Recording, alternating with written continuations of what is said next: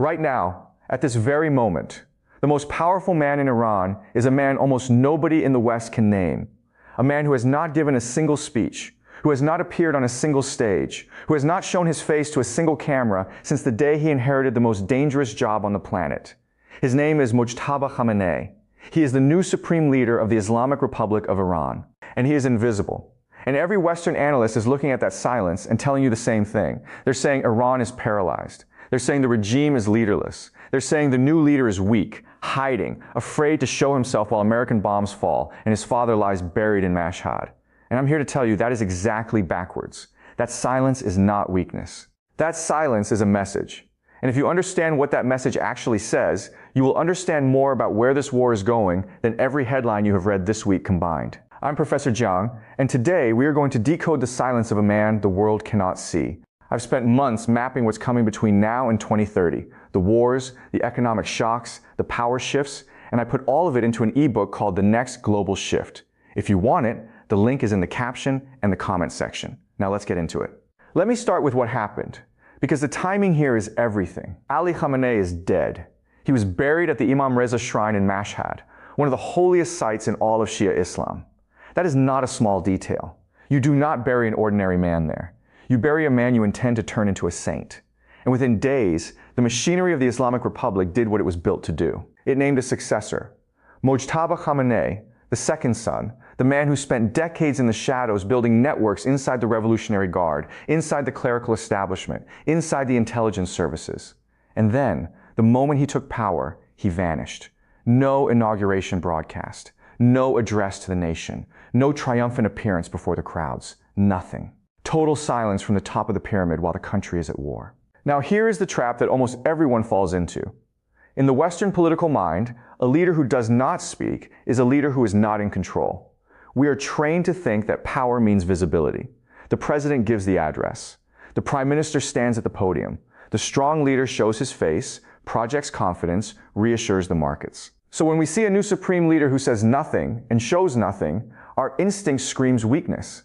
Our instinct says he's hiding because he's afraid. He's silent because he has nothing to say. He's invisible because he doesn't actually control the levers of power. And that instinct is the single most expensive mistake you can make when reading Iran. Because Iran does not run on the logic of Western visibility. It runs on a completely different operating system. Let me explain what that operating system is. In Shia political theology, the highest form of authority is not the loud authority. It's the hidden authority. This is not an accident. This is the theological core of the entire Islamic Republic. The central figure in Twelver Shia belief is the 12th Imam, the Mahdi, who according to the doctrine did not die, but went into occultation, into hiddenness, more than 1,000 years ago. He is the true and legitimate ruler of the world, and he governs from concealment. He is real, he is present, he is in command, and he is unseen. That is not a bug in the belief system. That is the belief system. The most powerful authority in the universe, in the Shia worldview, is precisely the one you cannot see. So when a new supreme leader inherits power in the middle of a war and immediately withdraws from view, he is not signaling fear to his own people. He is stepping into the oldest and most powerful symbolic role their entire civilization understands. Hiddenness is not weakness in Iran. Hiddenness is legitimacy. Now let me connect that to something colder, something strategic, because I don't want you to think this is only about theology. There is a hard security logic here too, and it's just as important. Think about what just happened to the Iranian leadership. The Israelis and the Americans have spent the last phase of this war doing one thing above all others. They have been decapitating. They have targeted commanders, scientists, and by the reckoning of the regime itself, they reached all the way to the top and killed the supreme leader. When your enemy has just proven that they can find and kill anyone who becomes visible, what is the most rational thing a new leader can do? He disappears. He does not give the enemy a schedule. He does not give the enemy a stage with known coordinates. He does not become the next name on the target list the moment he takes the oath. The invisibility is not just theater, it is survival. It is a man who watched his father die and drew the only sane conclusion. Do not be where they can see you. And here is where it gets genuinely dangerous. Because those two things, the theological logic and the security logic, reinforce each other perfectly. In most countries, these two would pull in opposite directions. A leader who hides for safety would look weak and lose legitimacy. But in Iran, the leader who hides for safety gains legitimacy because hiddenness is holy. So Mojtaba Khamenei gets to be both safe and sacred at the same time. He gets to be untouchable in the literal sense and untouchable in the symbolic sense. Do you see how much strength is hiding inside what the headlines are calling weakness? The West is looking at an empty podium and seeing a vacuum. Iran is looking at that same empty podium and seeing the outline of the hidden imam. Those are not small differences in interpretation. Those are two completely different realities, and only one of them is going to be proven correct by what happens next. So let's ask the real question. If the new supreme leader is silent, then who is talking? Because power still has to be exercised. Decisions still have to be made. Somebody is running the war. And this is where the invisibility becomes a strategy, not just a symbol. When the man at the top says nothing, everyone below him has to guess what he wants, and everyone below him has to act as if they already know. That does something very specific to a system. It pushes initiative downward. It empowers the hardliners. Think about it. If you are a commander in the Revolutionary Guard and the supreme leader has gone silent, you are not going to interpret that silence as an order to negotiate and make peace. You are going to interpret it as permission. Silence from the top, in a wartime revolutionary state, is not a break. It's an accelerator. Every faction that wants to escalate now gets to say, this is what the leader would want, and there is no leader visible to contradict them. This is exactly what I want you to hold on to, because it's the thing the mainstream coverage is completely missing. We keep hearing that mediators from Qatar and Pakistan are flying to Tehran to de-escalate. We keep hearing that Iran's president is on the phone with the Pakistani prime minister trying to save the nuclear talks. And that's all true. But notice who is doing that talking. The president, the mediators, the diplomats, the visible people. And notice who is silent. The one man whose word actually overrides all of them. In the structure of the Islamic Republic, the president does not decide the strategic direction of the state. The supreme leader does. So you have a situation where the people negotiating for peace do not have the final authority.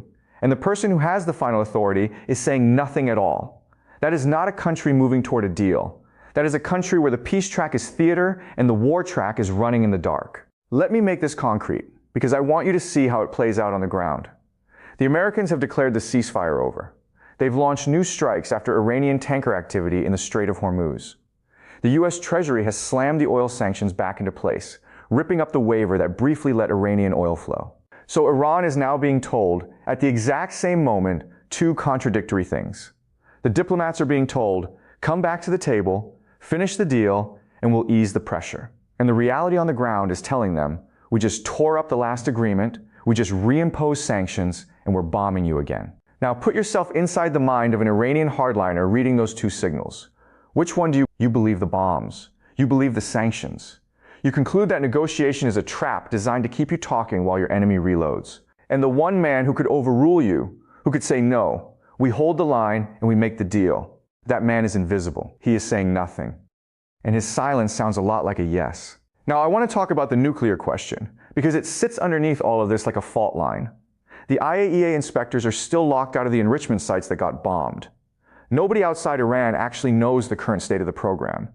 Was the enriched uranium destroyed, or was it moved before the strikes? Are the centrifuges gone, or are they buried and spinning somewhere we can't see?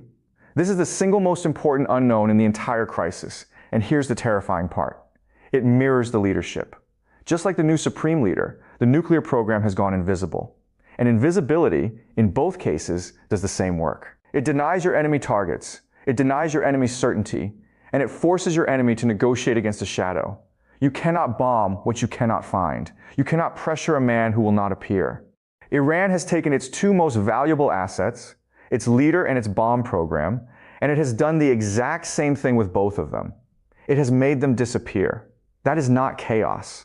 That is a doctrine. That is a country that has studied exactly how it was hunted and has decided that the answer to being hunted is to become unseeable. So let me lay out what I think the invisible leader is actually telling the world, because that's the promise I made you at the start. Message number one is aimed at Washington and Tel Aviv. It says, you cannot kill your way to victory here, because we have removed the head from the target. You spent enormous effort reaching the top of our pyramid, and the moment you got there, the top of the pyramid dissolved into smoke. There is no single man to strike now, no single stage to bomb, no single voice whose death ends the war. You are fighting a system that has learned to operate without a face. Message number two is aimed at the Gulf monarchies, at Saudi Arabia, at the UAE, at Qatar. It says, do not assume we are collapsing. Do not bet on our funeral. Because a leader you cannot see is a leader who cannot be counted out. If you place your money on the theory that Iran is leaderless and finished, and that theory is wrong, you will have chosen the losing side of the most important wager in the region. And message number 3 is aimed inward, at Iran's own people and its own factions. It says, the guardianship continues, the line is unbroken, the revolution did not die in Mashhad. Rally, do not scatter. And here is the part that should genuinely worry anyone hoping this war wins down. An invisible leader is almost impossible to negotiate with. Think about why. Diplomacy requires a decider. It requires someone who can sit across a table or send a trusted envoy and say the words, "This is the deal. I accept it." It is binding. When the true authority is hidden, deliberately, structurally hidden, then no envoy can fully commit the state, because the envoy can always be overruled by the silence above him. The Americans could sign an agreement with Iran's president tomorrow, and it would be worth almost nothing, because the president is not the man who decides whether the missiles fly. So the invisibility that protects the leader and sanctifies the leader also does one more thing. It makes a real peace deal structurally impossible, because there is no visible hand to shake and no visible signature that closes the war. You cannot end a war with a ghost. Now let me Steelman the other side for a moment, because I don't want you following the logic of power blindly. I want you following it honestly. There is a reading in which this really is weakness. It's possible Mojtaba Khamenei is hidden because his succession is contested, because the clerics in Qom have not fully blessed him, because the Revolutionary Guard commanders don't trust a leader who inherited power rather than earning it in the field. In that reading, the silence isn't strategy. It's a leader who cannot yet command the loyalty he needs to speak. And I'll be honest with you, that reading is not impossible. A hereditary handoff in a state that officially claims to choose its leader through a council of experts creates real friction. But here is why I still lean the other way. Even if the succession is contested, the smart play for a contested leader is still silence. Because the moment he speaks and someone powerful ignores him, his weakness becomes public and permanent. Silence buys him time to consolidate. Silence lets him negotiate with his own factions before he ever has to negotiate with the enemy. So whether he is strong or whether he is weak, the invisibility is the correct move. And that is precisely why it tells us so little comfort. It's the strategy of a strong leader hiding to strike, and it's also the strategy of a weak leader hiding to survive. And from the outside, we cannot yet tell which one we are dealing with. That uncertainty is not our advantage, it's Iran's. So where does this actually go? Let me give you the shape of the next phase as I read it. In the near term, expect the visible track and the invisible track to run at the same time and contradict each other constantly. You will see diplomats fly to Tehran, and you will see strikes continue. You will see talk of reviving the deal, and you will see the Strait of Hormuz stay dangerous. Do not be confused by that. That contradiction is the system working exactly as designed, one hand extended for negotiation, while the other hand, the hidden one, keeps the war options fully loaded. In the medium term, watch for the first controlled appearance of the new supreme leader. When he finally does show himself, it will not be an accident, and it will not be routine. It will be chosen for maximum effect, at a shrine, in front of a mobilized crowd, timed to a moment when it converts silence into overwhelming presence. That is the moment the message changes, and when it comes, you'll know the consolidation phase is over and something new is beginning.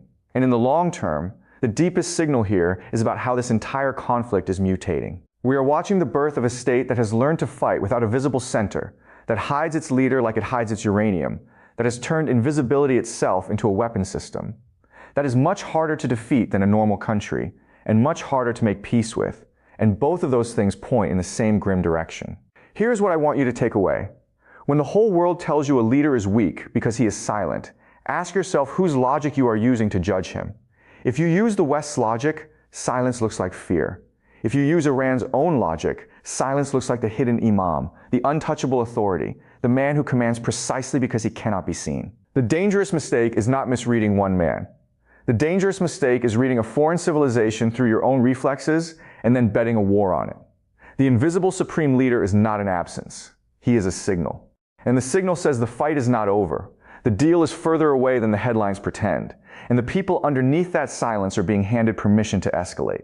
If this changed the way you see what's happening in Iran right now, do me a favor and subscribe to Jang Military Point, because this is exactly the kind of thing we track here.